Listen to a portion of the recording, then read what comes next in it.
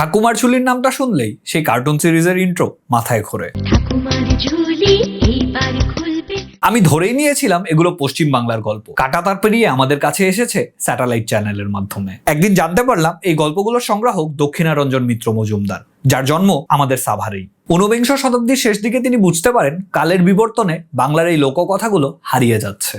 তখন তিনি ময়মনসিংহ, ফরিদপুর, বিক্রমপুর সহ বিভিন্ন অঞ্চলে ঘুরে ঘুরে মানুষের মুখ থেকে এই রূপকথাগুলো সংরক্ষণ করতে থাকেন। গল্পগুলো লিখে রাখার সময়ও তিনি গ্রাম্য কথ্য ভাষার স্বাদটা যথেষ্ট ধরে রাখার চেষ্টা করেছেন, যেন গল্পগুলো ঠিক একই রকম শোনায়। ১৯০৭ সালে তিনি প্রকাশ করেন ঠাকুমার ঝুলি, যার ভূমিকা লিখেছিলেন স্বয়ং রবীন্দ্রনাথ ঠাকুর। প্রকাশের পর ঠাকুমার ঝুলি শুধু শিশুদের গল্প হয়ে থাকেনি, এটা পরিণত হয় বাংলা লোকসাহিত্য সংরক্ষণের অন্যতম গুরুত্বপূর্ণ দলিলে। দক্ষিণারঞ্জন পরবর্তীতে প্রকাশ করেন ঠাকুরদার ঝুলি, দাদামশায়ের থলে সহ আরো কয়েকটি লোককাহিনীর সংকলন। সময়ের সাথে সাথে বইয়ের গল্পগুলো উঠে এসেছে সিনেমায়, নাটকে আর কার্টুনে। এখন প্রশ্ন হচ্ছে, ঠাকুমার ঝুলি কি শুধুই একটা গল্পের বই, নাকি বাংলা লোকসাহিত্যের এক জীবন্ত আর্কাইভ?